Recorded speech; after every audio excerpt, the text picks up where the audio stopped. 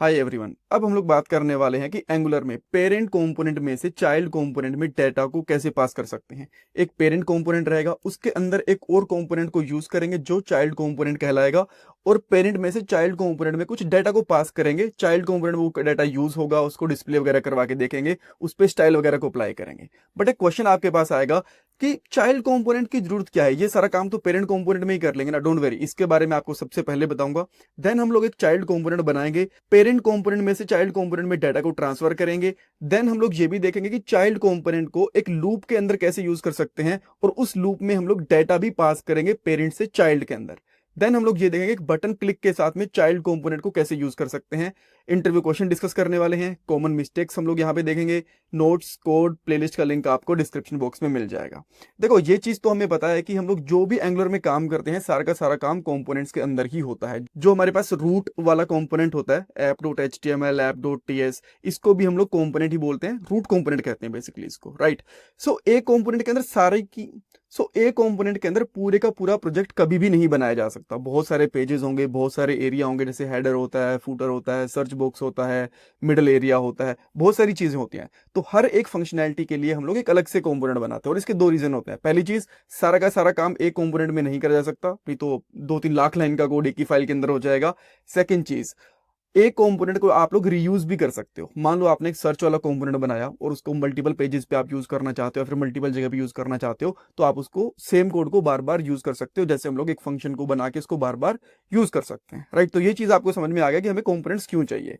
तो बहुत बार ऐसा होता है कि एक कंपोनेंट में से दूसरे कंपोनेंट में हमें डाटा को ट्रांसफर करना पड़ता ही पड़ता है, बिकॉज सारे कंपोनेंट कभी भी ऐसा नहीं हो सकते कि अपना डाटा खुद ही रखेंगे। तो मान लो आपने एक कंपोनेंट बनाया जिसके अंदर जो यूजर की लिस्ट है ना, उसको आप लोग स्टाइल के साथ डिस्प्ले करवा सकते हो। जो डाटा है वो आपके पास पेरेंट कंपोनेंट में, तो आप लोग क्या करोगे, चाइल्ड कंपोनेंट में उस डाटा को पास करोगे। देन जो भी आपको स्टाइल करनी है, कुछ वहां पे चेंज वगैरह करना है, वो सारी चीजें आप कर सकते हो। अब हम लोग एक चाइल्ड कंपोनेंट बनाते हैं। सो इसके लिए मैं क्या करूंगा, टर्मिनल ओपन करूंगा और यहाँ पे सिंपली लिखता हूँ G4 जनरेट C4 कंपोनेंट, और कंपोनेंट का नाम मैं यहाँ पे रखूंगा चाइल्ड, बिकॉज अलग से ही पता चल जाएगा ये वाला चाइल्ड कंपोनेंट है, ताकि देखने में बिल्कुल भी कंफ्यूजन ना हो। अगर आप लोग चाहो तो इसका नाम कुछ और भी रख सकते हो, may be user component, student component, जो भी आप रखना चाहो, लॉगिन कंपोनेंट, जो भी आप रखना चाहो वो रख सकते हो।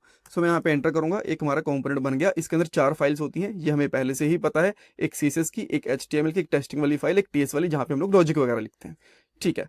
अब इस कंपोनेंट को अगर आप लोग यूज करना चाहते हो पेरेंट कंपोनेंट के अंदर, तो आपको दो चीजें करनी पड़ेगी। पहली चीज, जो इसका सेलेक्टर है ना, इसको आपको यूज करना पड़ेगा पेरेंट कंपोनेंट की HTML वाली फाइल के अंदर, जैसे कि मैं यहाँ पे इस तरीके से इसको यूज करूंगा।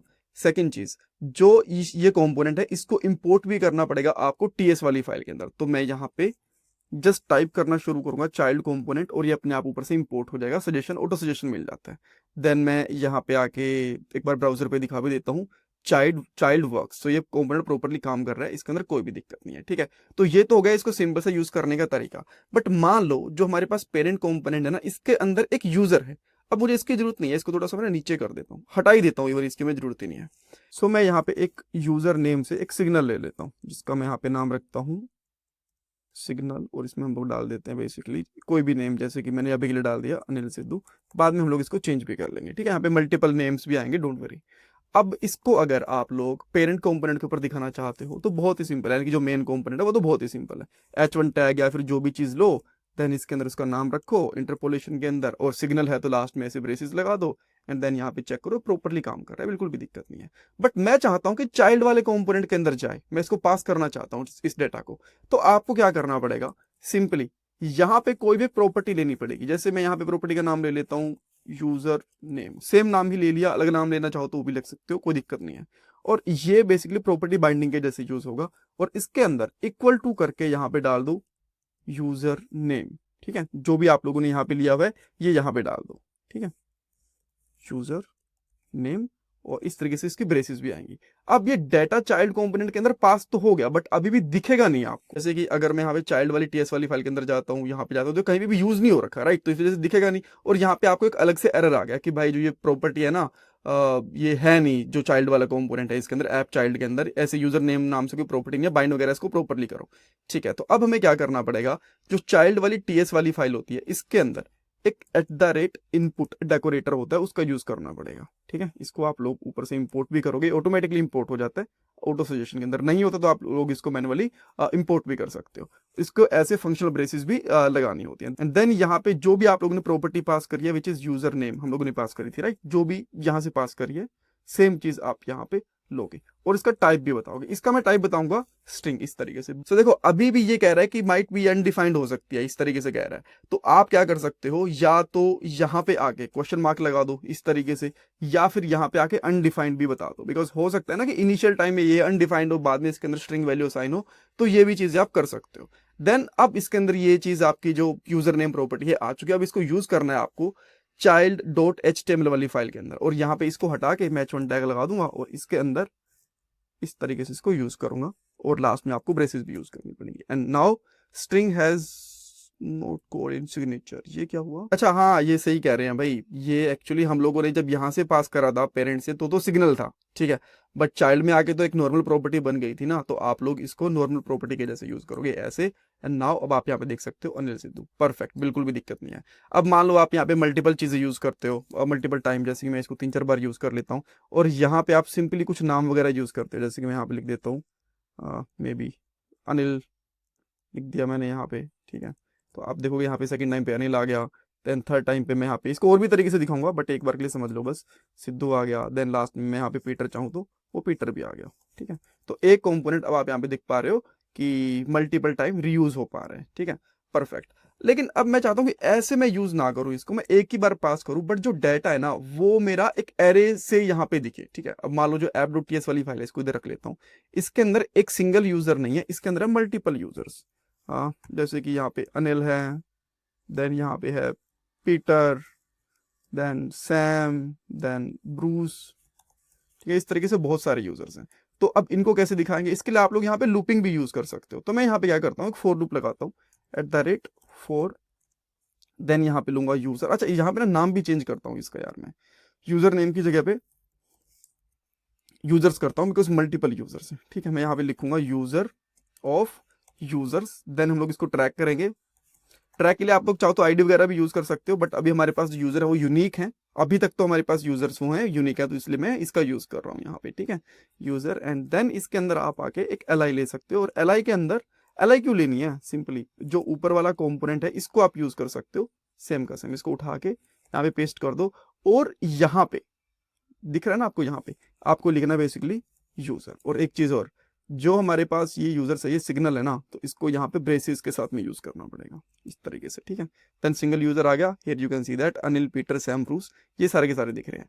बट अब मैं थोड़ा सा इसको स्टाइल करना चाहता हूँ, मैं चाहता हूँ कि जो यहाँ पे है ना h1 टैग में नहीं, ये एल के अंदर दिखे, तो एल के अंदर मैं यहाँ पे ले लूंगा यूजर नेम, और यहाँ पे थोड़े छोटे दिख रहे हैं। अब इसको थोड़ा सा मैं और सही करना चाहता हूँ, तो मैं इस पे क्लास ले देता हूँ, इसका नाम मैं कर देता हूँ यहाँ पे लिस्ट, और style.css के अंदर जाके थोड़ी सी इसकी स्टाइल कर देते हैं लिस्ट पे, नॉट लास्ट लिस्ट, यहाँ पे कर देते हैं हम लोग may be border bottom solid, और यहाँ पे कर देते हैं मे बी CCC, देन थोड़ी सी हम लोग पैडिंग कर देते हैं, 4 पिक्सल कर देते हैं, ठीक है, थोड़ी सी दिखने लगी। थोड़ी सी इसकी लेंथ है वो थोड़ी सी कंट्रोल में कर लेते हैं, काफ़ी ज़्यादा हो रही है। विथ कर देते हैं हम लोग इसकी 300 पिक्सल, ठीक है, तो आपको थोड़ी सी बेटर लग रही है। इसका और थोड़ा स्टाइल वगैरह देना चाहो प्रॉपर तो दे सकते हो, कोई दिक्कत नहीं है। देखो अभी डाटा प्रॉपर दिख तो रहा है, बट मैं क्या चाहता हूँ ना कि यहाँ पे एक इनपुट फील्ड हो और एक यहाँ पे बटन भी हो, और जैसे मैं एक न्यू यूजर ऐड करूँ तो वो भी यहाँ पे विजिबल हो जाए। चलो ये भी करके देख लेते हैं। सो मैं यहाँ पे लेता हूँ एक इनपुट फील्ड जिसका नाम, मैं नाम आईडी की मुझे जरूरत नहीं है, इनको मैं चाहूँ तो हटा भी सकता हूँ। प्लेस होल्डर ले लेता हूँ, एंटर न्यू यूजर नेम, और एक यहाँ पे बटन ले लेंगे, यहाँ पे कर दूंगा ऐड न्यू यूजर, ठीक है, कोई दिक्कत नहीं है। अब मैं जैसे इस पे क्लिक करूँ तो एक न्यू यूजर यहाँ पे ऐड हो जाना चाहिए। यहाँ पे एक छोटा सा इंटरव्यू क्वेश्चन आपके लिए भी है, आपको उसको फिक्स करना है। मैं उसका सॉल्यूशन ऑलरेडी एक पार्ट के अंदर बता चुका हूँ, बट स्टिल इसके अंदर आप मुझे बताओगे। तो अब मैं यहाँ पे आके बेसिकली एक सिग्नल लेता हूँ जिसका नाम रखता हूँ न्यू यूजर, और बाय डिफॉल्ट ये सिग्नल रहेगा बट एम्प्टी रहेगा, ठीक है, इस तरीके से। तो इसके अंदर एक मुझे न्यू वैल्यू ऐड करवाना रहेगा, तो मैं कैसे करवाऊंगा, तो मैं इसके इनपुट पे करवा सकता हूँ, इसके इनपुट इवेंट पे एक इसका इनपुट इवेंट लूंगा, और यहाँ पे करूंगा न्यू यूजर डॉट सेट, और इसके अंदर डाल देंगे $event dot target dot value, और ये आ नहीं रहा तो मैं इसको इस तरीके से दिखा देता हूँ ताकि आपको मल्टीपल लाइन में दिख जाए। ठीक है, थोड़ा सा फॉर्मेट करना चाहो तो फॉर्मेट भी, अच्छा यार फॉर्मेट में तो ये यहीं पे आ गया ना, फॉर्मेट नहीं करेंगे इसको, यहीं पे ऐसे ही ला के रखते हैं। ठीक है, और इस पे एक मैं बटन क्लिक लेता हूँ। ठीक है, और इसके क्लिक के ऊपर एक फंक्शन लगाऊंगा ऐड, ये फंक्शन हम लोग बनाएंगे, इसको कॉल करेंगे। तो यहाँ पे आके मैं इस फंक्शन को बनाता हूँ, ऐड न्यू यूजर, और इसके अंदर हम लोग क्या करेंगे, this dot users dot update, then इसके अंदर हमारे पास डाटा आएगा सारा का सारा। सो जो डाटा है उसको हम लोग अपडेट कर देंगे। कैसे करेंगे, बेसिकली एक इसमें एरे होगा, पहले तो जितने भी पहले वाले आइटम है वो आएंगे सारे के सारे, जैसे कि जितने भी डाटा वाली चीज़ें वो, देन उसके बाद में दिस डॉट न्यू यूजर वो भी आ जाएगा यहाँ पे। ठीक है, तो अब यहाँ पे प्रॉपरली ऐड हो जाना चाहिए इसे क्लिक के ऊपर। नाउ ट्राई करता हूँ, जैसे कि मैं यहाँ पे ऐड करता हूँ, let's say Vinay, add new user, देखो यहाँ पे विनय ऐड हो गया। देन लेट्स से कि मैं यहाँ पे करता हूँ मे बी भास्कर, ऐड करता हूँ, देखो एक और यूजर यहाँ पे ऐड हो गया। ठीक है, अब यहाँ पे दो चीज जो आपको फिक्स करनी है, एक तो जितनी बार भी क्लिक करूंगा न्यू यूजर सेम नाम से ऐड होता रहेगा। सेकंड चीज, ये जैसे मैं इस यूजर को ऐड कर दूं यहाँ से गायब हो जाए। इस मैं ऑलरेडी इसका एक सोल्यूशन दे चुका हूँ आपको, जब हम लोगों ने टू डू वाला एक स्मॉल सी प्रोजेक्ट बनाया था, स्मॉल सी एप्लीकेशन बनाई थी उसके अंदर, राइट।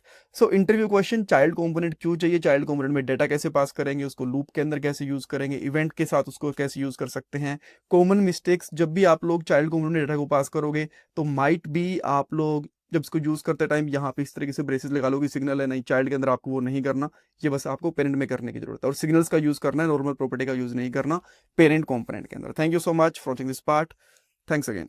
आजकल एक अच्छी जॉब मिलना बहुत मुश्किल हो चुका है। एक जॉब के लिए 10,000 से भी ज्यादा कैंडिडेट्स अप्लाई करते हैं। बट अगर आप भी जॉब सर्च कर रहे हो तो इसके लिए मैं आपको एक सोल्यूशन दे सकता हूँ। शार्पनर टेक आपके लिए एक जॉब रेडी ट्रेनिंग प्रोग्राम लेके आया है। इसके अंदर आपको बेसिक से लेकर एडवांस तक ट्रेनिंग मिलेगी, प्रोजेक्ट्स करने को मिलेंगे, मॉक इंटरव्यूज, रिज्यूमे में हेल्प, बहुत कुछ मिलेगा। और उसके बाद आपका कंपनीज में इंटरव्यूज भी करवाया जाएगा। और सबसे सही चीज ये है कि आपको पेमेंट जॉब लगने के बाद करनी है, और अगर आपकी जॉब कहीं और से लगती है तो आपको पेमेंट करने की जरूरत भी नहीं है। सो डिस्क्रिप्शन बॉक्स में मैंने लिंक प्रोवाइड करवा दिया है, वहां पे आपको नाम और आपका नंबर ऐड करना है, देन हमारी तरफ से आपको कॉल आएगा और बाकी की डिटेल्स आप वहां पे पूछ सकते हो। So check out the description box.